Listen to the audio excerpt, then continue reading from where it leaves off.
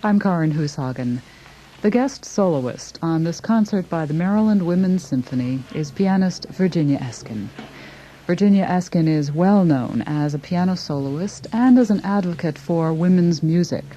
She has also appeared as a host on a number of radio programs and has produced recordings for Northeastern Records. I spoke with her recently about the music on this program, and particularly the work she'll be playing, the Concerto for Piano and Orchestra by Amy Beach. The so-called Boston Classical School, late 1800s, early 1900s. Well, Virginia, you've compared it to Les Six in France, in a way. Well, to understand why it's even called that, you have to take a good look at Boston culture of that time, and it's commonly called the Athens of America. And I've often thought of it as in a sort of a radial, because Boston's history is very rich. You have radials: politics, law, medicine, science, and music. And to this day, the life, blood, and vitality and vigor of the Boston society is all tied up not only in Harvard and MIT, and there are something like 10 educational institutions that are based there.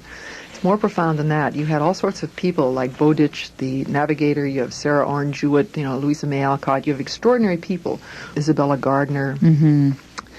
Not to mention Amy Beach and her eminent surgeon husband, who was living on Commonwealth Avenue, Oliver Wendell Holmes, and they would pop across the street. She wrote The Chambered Nautilus on his poem. I tried to get a plaque on her house recently, and I'm working on that because it's an extraordinary piece of American history. And then you have somebody like Isabella Gardner, who's so iconoclastic that she becomes drummed out of the society, and so then she feeds on that, makes her beautiful palazzo. But also people like Edith Wharton and Beach visit and are sort of peripherally involved in what she's creating. This Boston Classical School could only have happened in Boston. Would never have happened perhaps in Baltimore or New York City or Chicago, which had symphony orchestras and have a moneyed class, because Boston has always worshipped learning and education. Well, now, this program by the Maryland Women's Symphony has two composers from the Boston Classical School, George Chadwick, along with Amy Beach. Who are the other composers involved? So we were just speaking about Foote, Arthur Foote, who was very much involved with the New England Conservatory, Ethelbert Nevin, and Charles Martin Loeffler, who was a violinist in the Boston Symphony, and was also Isabella Gardner was his patron. And yeah, everybody knows everybody, which is important, because if you have a school of something, everybody should be interfacing, and they were socially. They liked each other, they saw each other, they played each other's music, they were supportive, and it's very healthy. Well, now, Amy Beach was really unusual for a woman composer at this time. She performed with the Boston Symphony. As a young woman of 17, and playing Mendelssohn and then the Beethoven, and she wrote her own cadenza in the Beethoven Third Concerto. And then this piece, it's an exciting, dramatic work. If you suddenly turned on your car radio, you'd think, is that one of those, is that the Rachmaninoff Fourth, or is this something by Grieg and Mendelssohn? Or you would be very hard put to exactly pinpoint who it is, unless you are an Americanist, and then you would hear these very broad, incredibly pure and hard-on-sleeve kind of melodies, and you'd say, aha, that's probably by an American. Because American melodies, whether it's Copland or Beach or Payne or Foote or Swillick or Harbison, people today, there's an upfront quality that we deniably have.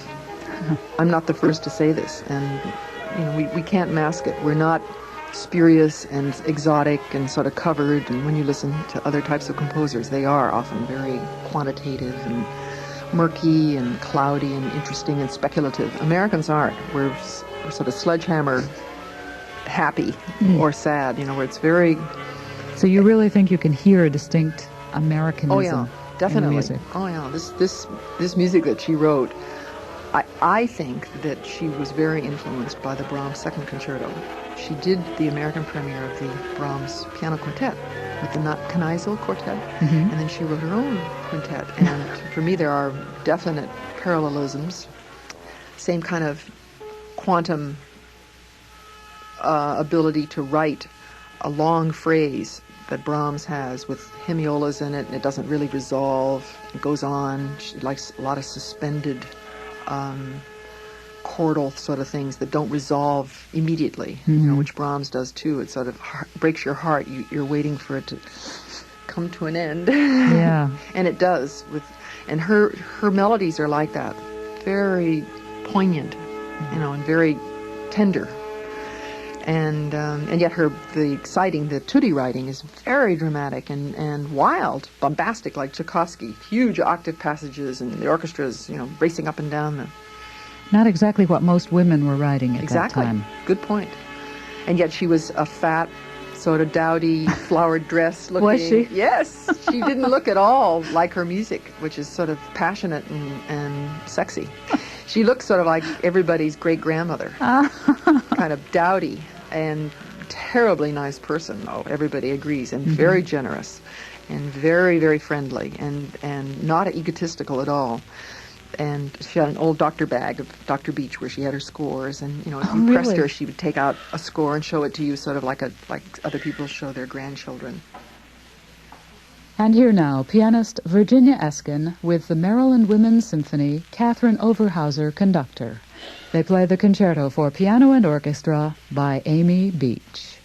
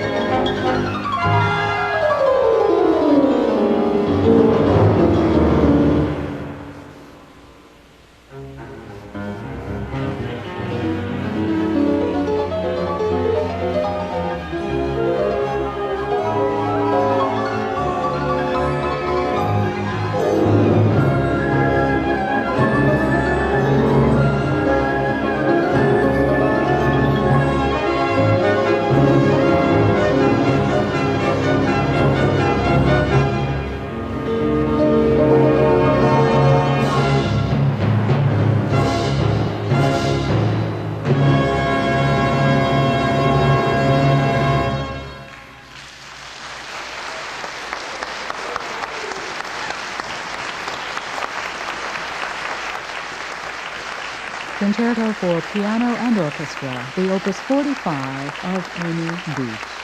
It was played by pianist Virginia Eskin and the Maryland Women's Symphony, Catherine Overhauser, music director. I'm Karin Hushagen. WBJC's Music in Maryland is made possible in part by the Maryland State Arts Council and the National Endowment for the Arts.